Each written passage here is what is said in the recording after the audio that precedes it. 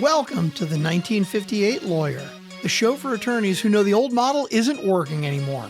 The billable hour, the 12-hour day, the expensive office no one visits. Your hosts, Ron and Rebecca Boxstaller, are here to question all of that and more by exploring smarter, healthier, more flexible ways to run a law firm. No more burnout, no more outdated expectations, just real conversations with attorneys who are proving there's a better way. If you're ready to build a law firm that's profitable and livable, you're in the right place. Now here are your hosts, Ron and Rebecca.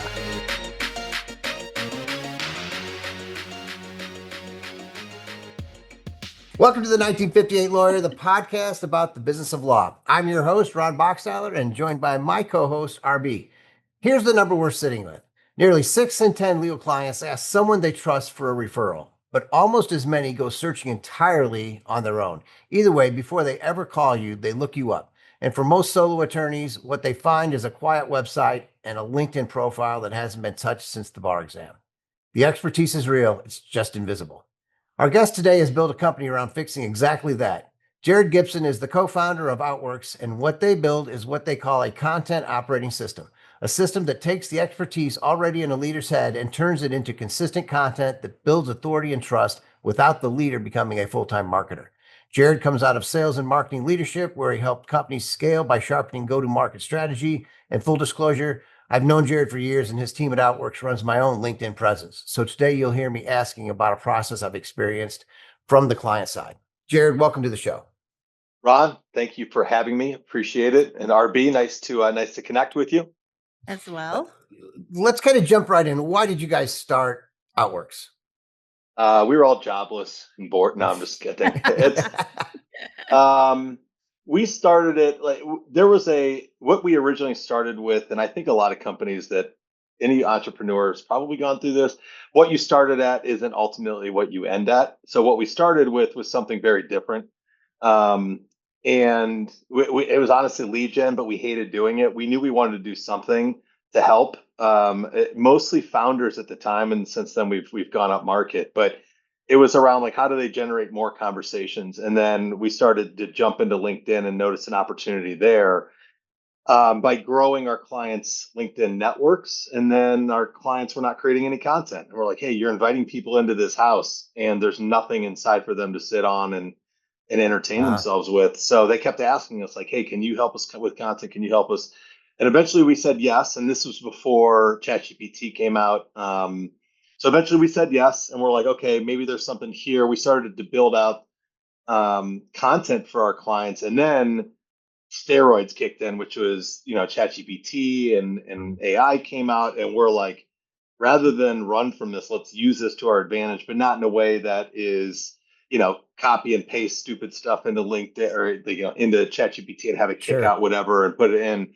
We started building this operating system around. We're using Claude now for the back end around it, and it's not simply just saying, "Hey, we create a bunch of content for you." It's like, "Hey, there's something to video. Like, video is authentic. You got to get on video." So we started doing these monthly interviews, and it really took off for us probably about 2 years ago. And we've been doing it ever since and continuing to iterate on top of it and just build it into kind of what it is today. Okay, so let's make this concrete. An executive or an attorney signs on with Outworks.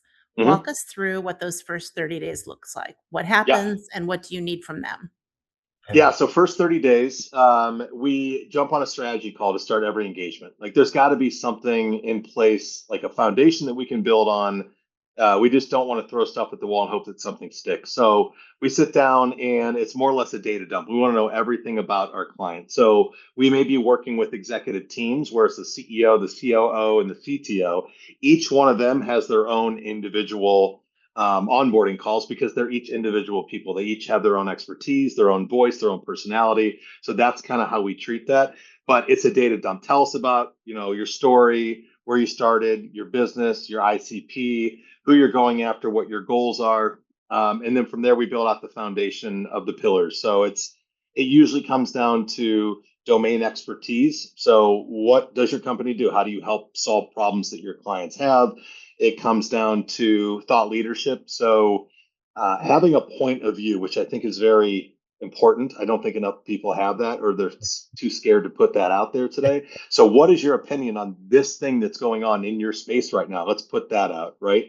It is your journey. How did you get from where you were to where you are today? And all the good, the bad, and honestly, the ugly stuff. Let's talk about that. Because that's part of who you are. And that's going to help a lot of people that are coming up from behind you avoid some of the potential landmines that you stepped on, right? And then every once in a while, we'll throw in a passion content. What are we doing outside of work? For example, I coach my kids' Little League team. So every once in a while, I'll throw out a baseball post, right? But we have to establish what that strategy is. From there, we do a profile audit on LinkedIn. All of our clients, we want to make sure that they are up to snuff. Like if you go to a lot of profiles, it's not great, right? The banner image, which is prime real estate, is a city skyline. So we want to make sure that we're talking about what you do in the banner image, the subject line, the profile picture, all that stuff. If people are coming to your page to identify how you can help solve a problem that they have, you got about 3 seconds to show them that. And if not, they're gone. So how do we do that? So we do a LinkedIn profile.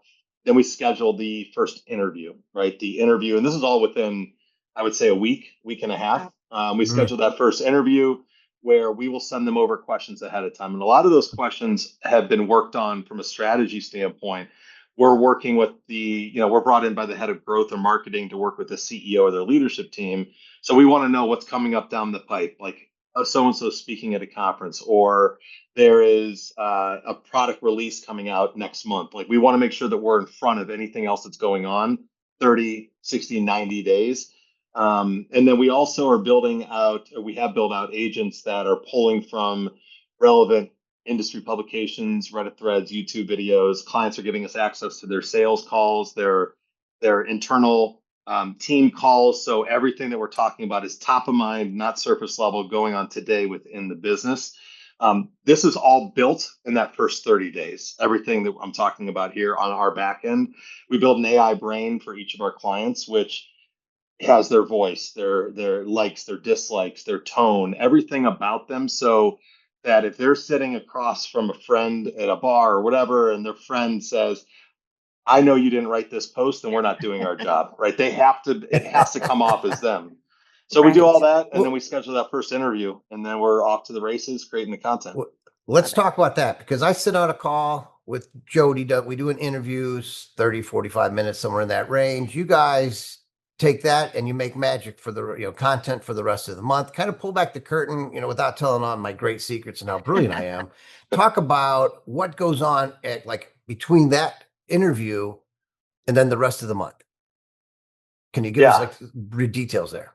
Yeah. So the goal is we want content back into our clients' hands within a week of that interview. So within a week, we use Notion as our project management system. So once that interview is complete, it's super casual interview. Ron can say, we're not trying to script anything. You'll see the questions ahead of time, but we want to keep it very conversational, like you're on a podcast.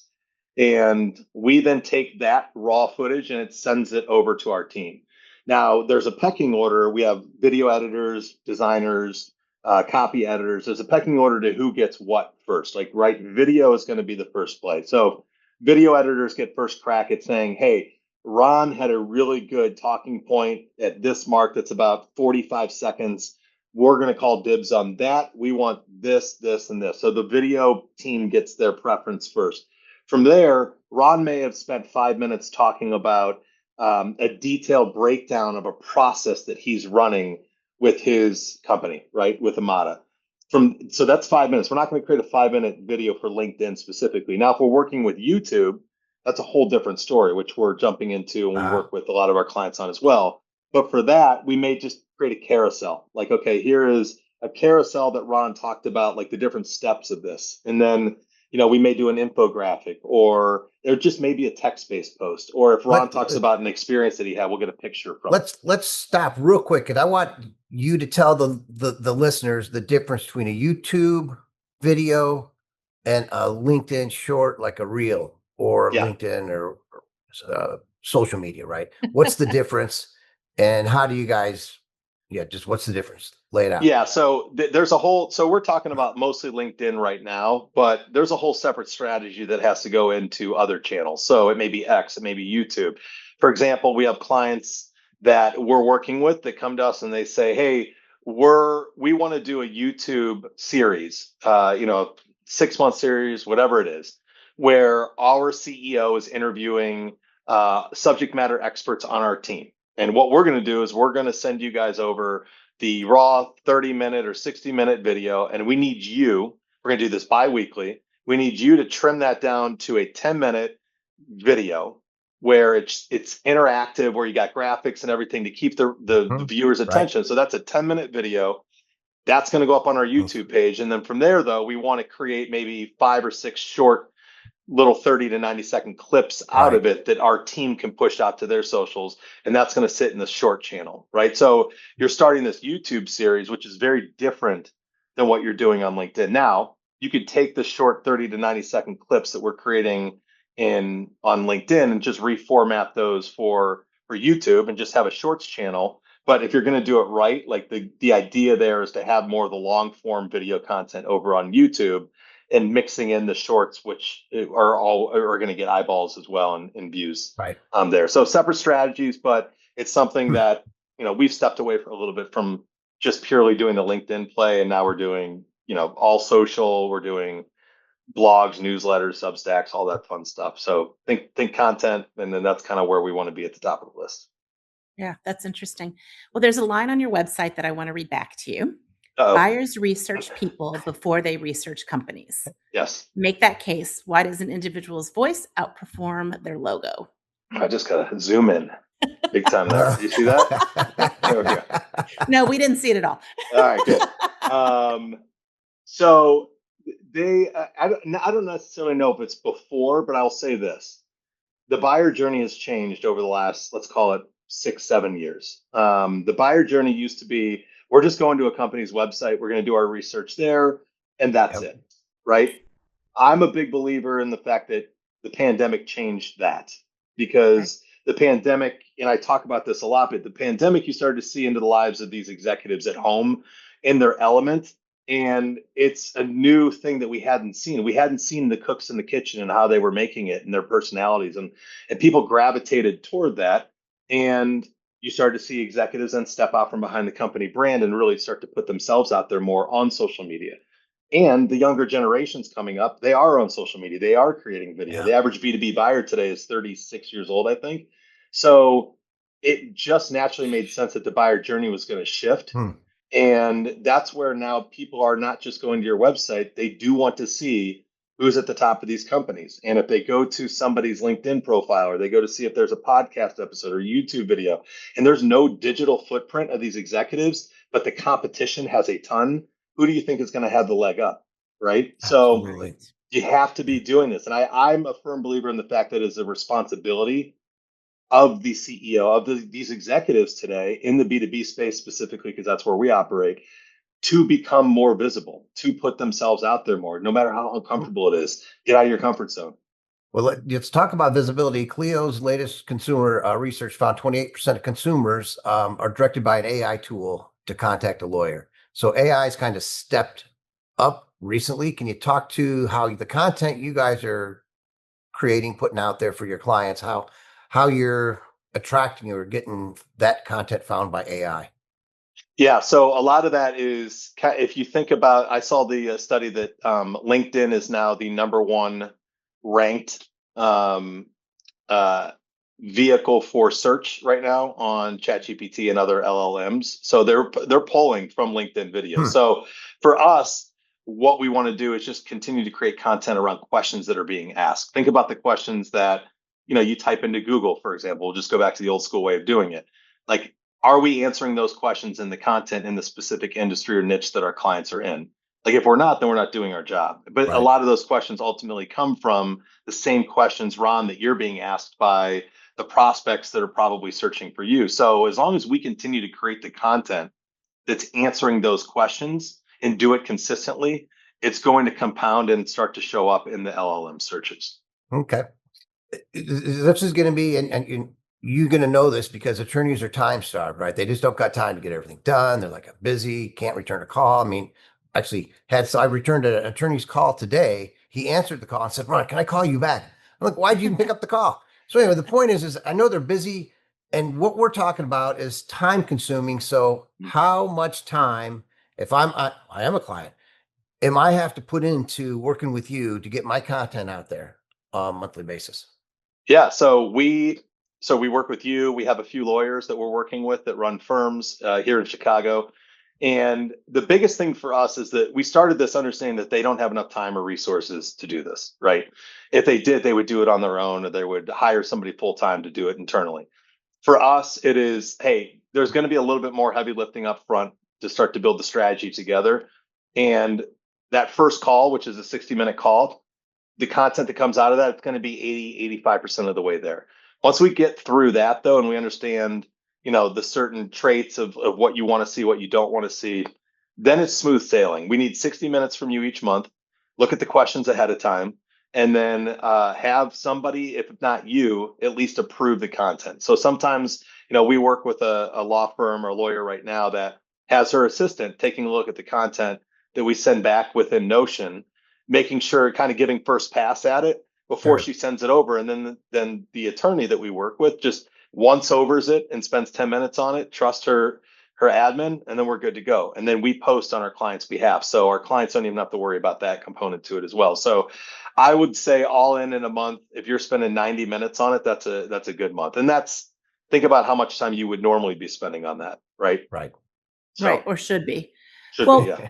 What's the biggest misconception executives or founders walk in with about content? Like the one thing that you find yourself having to unteach people or unlearn consistently?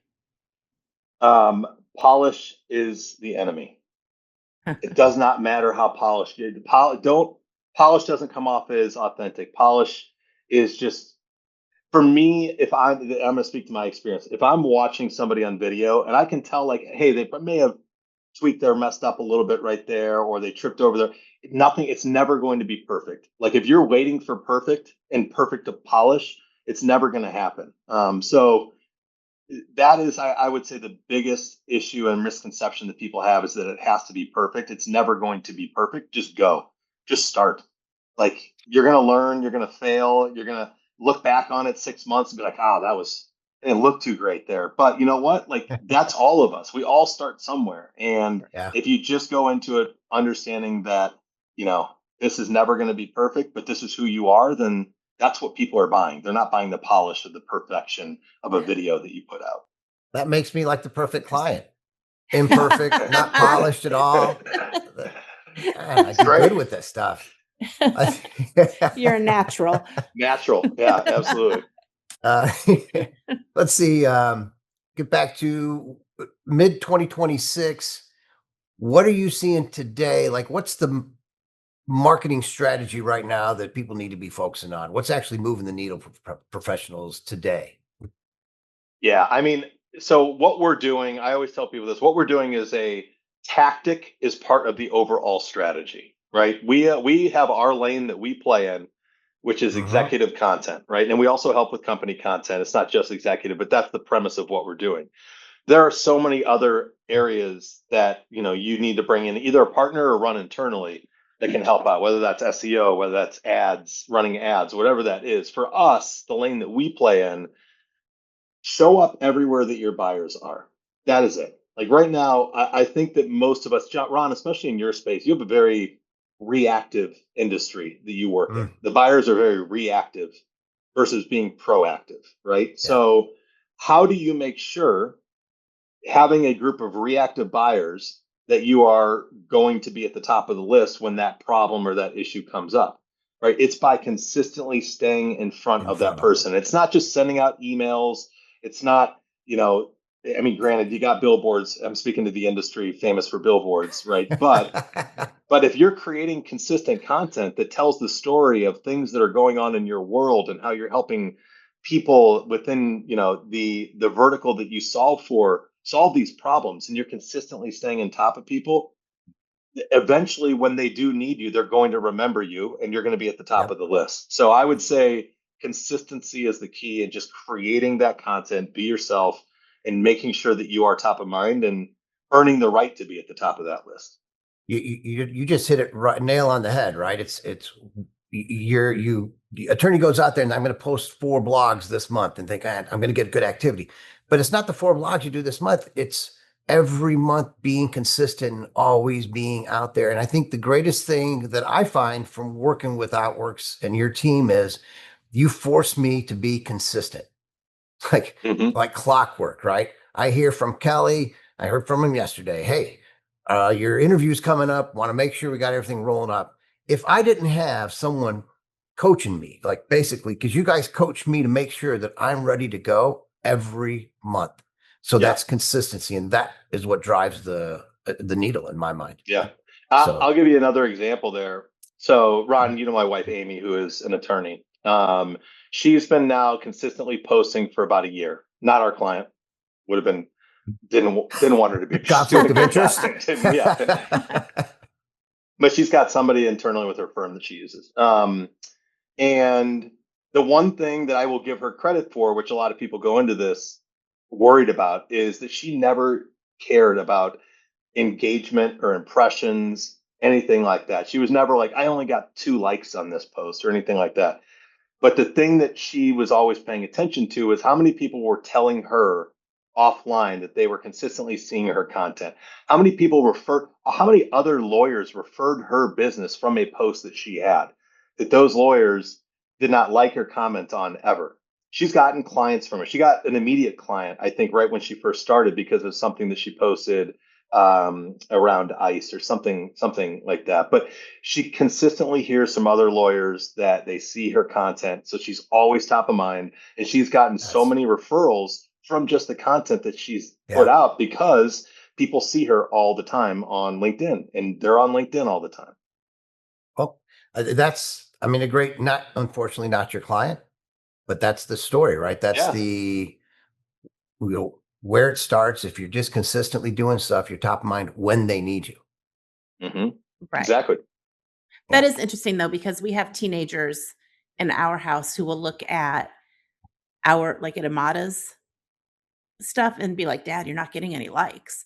And so now it's good to know that we can tell the teenagers that it's okay, that we'll be just fine without those. They love teenagers love the dopamine hit. Like, right. That's everybody just wants that dopamine hit. And the younger that you are, the more you need verification for what you're doing is cool and people are down with it, whatever that is. Right. But no, it's people that like on LinkedIn, especially people that are liking and commenting on your content are never going to be your buyers. Right. It's just the people that are actually seeing the content.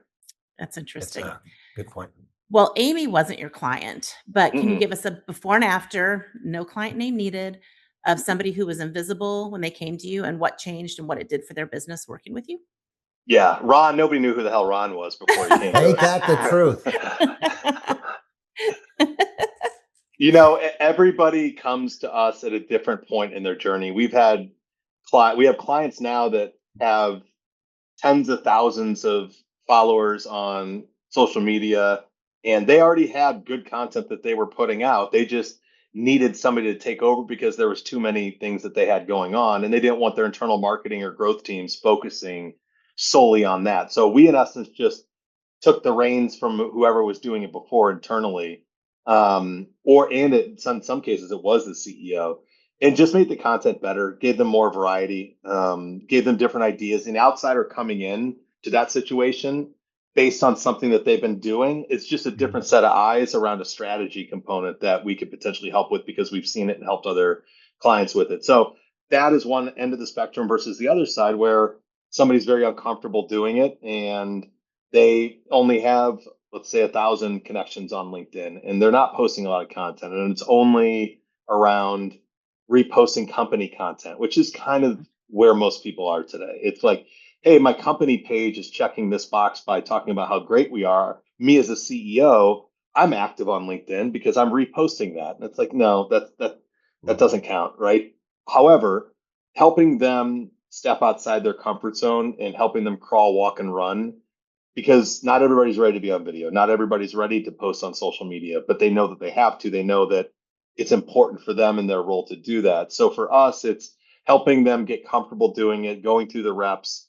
And then after time, they start to view it as kind of I'm comfortable doing this now. It's more of a habit And I'm hearing a lot of people that are telling me like, hey, your content's good, which is giving me more confidence, right? When people are telling me that. So it's a lot of false narratives that they tend to create at the beginning of this that aren't necessarily true. People aren't judging you. People aren't disagreeing with you. Like nobody hates you because you're posting content on social media. And then eventually they start to see the conversations happen that are directly correlated to the content that they're creating. So It's funny. I mean, I remember many, many years ago thinking no one wants to hear from me. yeah. Yeah. Now they hear from me all the Now time. Ron's like, everybody wants to hear from me. I got something to say. We only got a couple minutes left, but I want to go back just a little bit to the AI conversation. You guys talk on your website, which I actually went and read, AI powered content operating system. And then 2 scrolls later, you warn ChatGPT ghostwriting doesn't work because audience can tell. What's the right mix here? And Yeah. So I actually did a podcast. I have 2 podcasts. One of them was we did yesterday on AI slop. AI content is slop. I forget what it was. Is BS. Anyway, the premise is that we have to use this tool. This tool that we have today is one of the greatest tools we could ever have. This AI tool, right?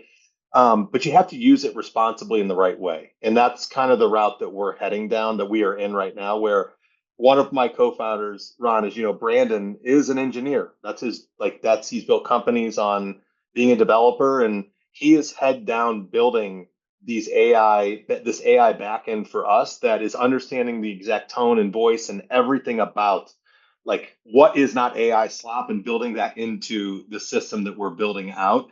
yeah, Now you've got people, and we're interviewing our clients. We're getting them on video talking through this stuff. So we're not typing into ChatGPT and saying, hey, I need an idea on a post. Okay, that's a good idea. Can you write me a LinkedIn post? Awesome. Copy, paste, boom, out.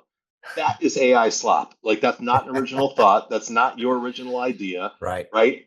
Like even for me, I speak my posts into Claude, into my Claude. I train Claude. It's got a back end. I'm the cobbler's kid a little bit with our system. I don't use it, which I should. But I speak it in. It's got my tone. It's got my voice. It knows what I like. It knows what I don't like. It's my little AI brain that I built out. I speak it in, and then I have it clean it up. Like that's it. I'm not a writer, right? But the content that I put out is still my original voice. So I just think that there's that fine line of understanding, like, are you actually putting effort into this, or are you just telling ChatGPT to create a post for you and then just thinking that that's good to go and then putting it out? Good point. It is. Well, for the attorney who's listening, who's about to go out on their own, they don't have a firm yet, they don't have an audience. What are the first 2 or 3 marketing moves that you tell them to put into place before the doors are even open? So I'm going to take this maybe in a different direction. Sure. And I don't want to assume that they've already got a significant network built, but as I'm going to speak to this as an entrepreneur, and then I'll jump into the marketing side. I would not be where I am if I didn't start building my network early and often. And I think that I don't know how I could have done that without my network. I don't know how you can start a business without having a very strong network that you can rely on for leads, for conversations, introductions, all of that stuff. So that is where I would say is like, if you haven't built that network out yet, start to build the network like fast and be out and about meeting as many people as you possibly can.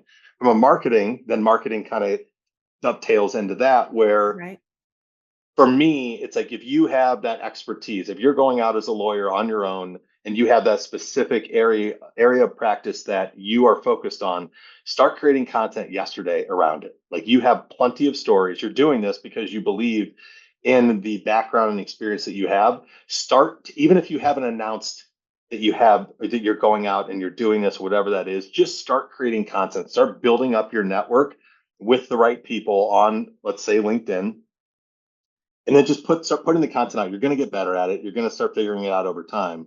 And then from there, I think that you'll learn a lot in the content creation process. Ron, you can probably attest to this. Like there's probably things that you've said in the interviews or content that you put out. And you're like, damn, I never even thought about that.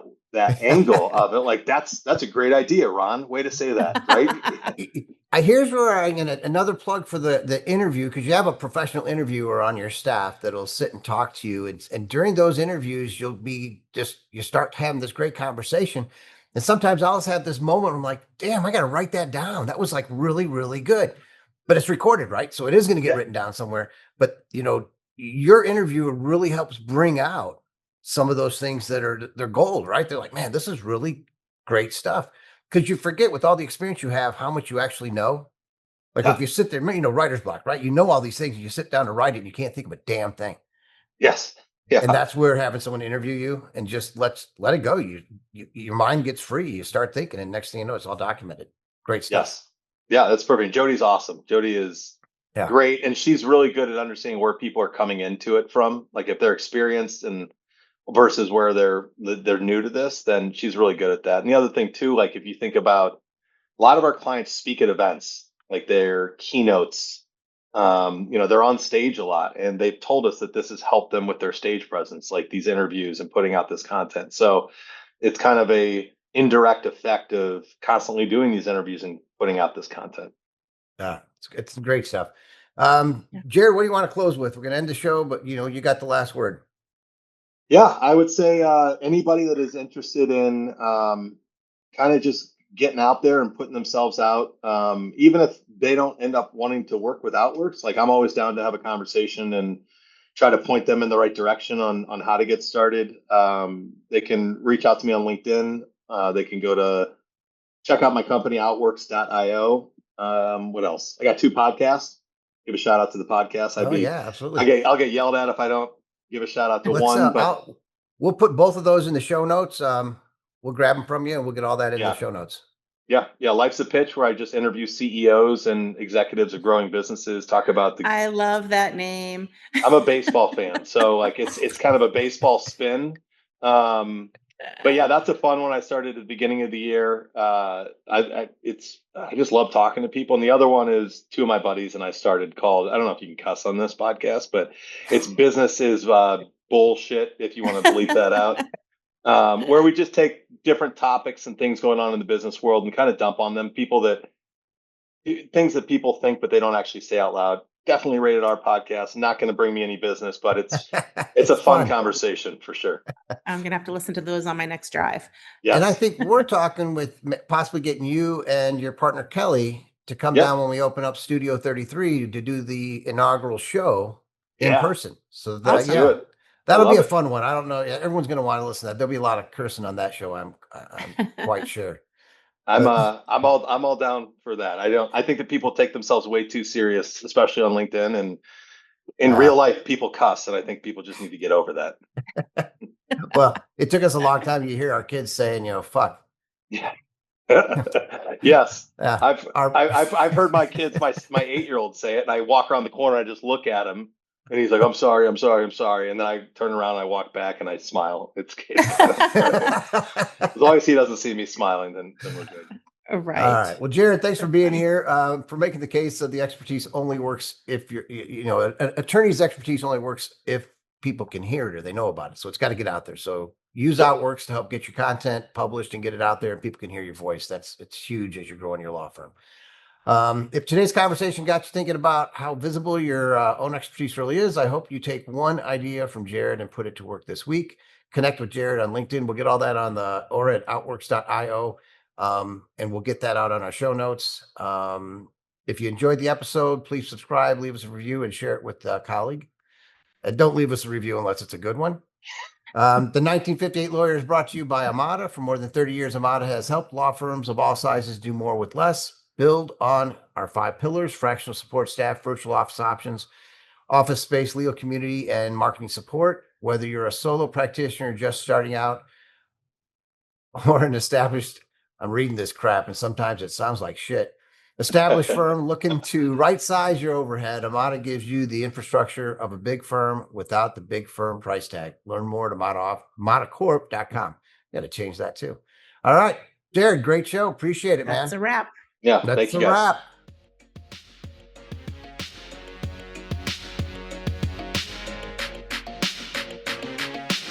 Thanks for listening to the 1958 Lawyer. If you like the show, tell a friend, and please subscribe, rate, and review us on Apple, Spotify, or wherever you get your podcasts. If you'd like to hear more about Ron, Rebecca, or Amata, go to amataoffices.com. That's amataoffices.com. All the links are also in the show notes.